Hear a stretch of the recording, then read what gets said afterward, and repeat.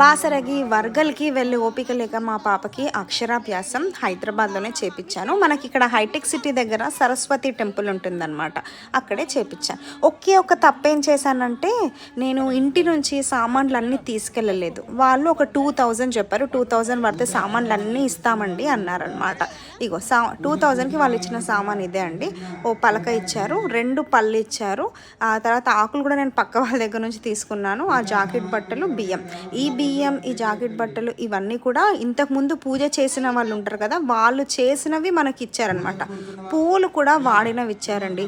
చాలా బాధ అయింది. మనం ఇంట్లో కూడా వాడిన పూలు దేవుడి దగ్గర మళ్ళీ పెట్టాం, అలాంటిది వాళ్ళు వాడింది మనకి ఇచ్చారు. 2000 తీసుకున్నారు. చాలా అంటే చాలా బాధ అయింది.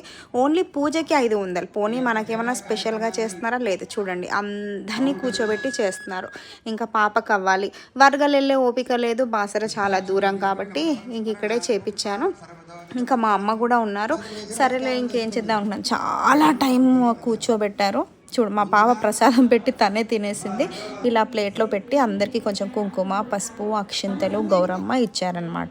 ఇక్కడ గురువుగారు వచ్చేసి పూజ అంతా అయిపోయాక హారతి ఇచ్చాక పిల్లలతో పలక పైన రాపిచ్చారు. తర్వాత బీజాక్షరాలు రాపిచ్చారు. అలాగే నాలుక పైన కూడా రాశారనమాట. అందరితో సరస్వతి మంత్రం జపం చేసేటట్టు చేశారు. అని అలాగే ఒక చిన్న ప్రసాదం ఇచ్చారు, సరస్వతి దేవి ప్రసాదం అని ఇచ్చారనమాట.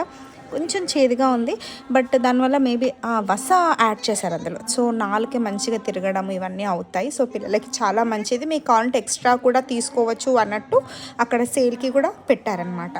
సో ఫైనల్గా అక్షరాభ్యాసం మాత్రం ఇక్కడే ఇలాగే జరిగింది. మా అమ్మతో నేను ఇక్కడ మొదట రాపించాను. మా అమ్మ ఓం రాపించింది అనమాట.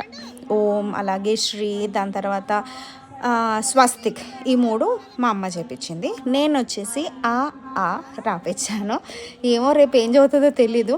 ఇంకా మేమిద్దరం రాపించాం కాబట్టి మా పెద్ద పాప కూడా రాపిస్తా అంటే తనతో ABCD రాపించాను అనమాట. ఇంకా సక్సెస్ఫుల్గా ముగ్గురం రాపించిన. నా బిడ్డ ఎంత చదువుతుందో తెలీదు. మేమైతే మనస్ఫూర్తిగా ప్రశాంతంగా ఇక్కడ పూజ చేసుకున్నాం. మీరు కూడా మా పాప బాగా చదువుకోవాలని చెప్పి ఆశీర్వదించండి. ఈ వీడియో మీకు హెల్ప్ఫుల్ అవుతుంది అనుకుంటున్నాను. అంటే టెంపుల్స్కి వెళ్ళినప్పుడు మనం ఇంట్లో నుంచి మనకు మనస్ఫూర్తిగా ఏమైనా నచ్చింది తీసుకెళ్ళడం బెస్ట్ అని నాకు అనిపించింది. అదొక్కటే బాధ తప్ప ఇంకేమీ లేదు. నెక్స్ట్ టైం టెంపుల్కి వెళ్ళినప్పుడు ఒక టెంకాయ అయినా సరే ఇంట్లో నుంచి తీసుకెళ్ళండి అనేది నా అభిప్రాయం. Thank you for watching.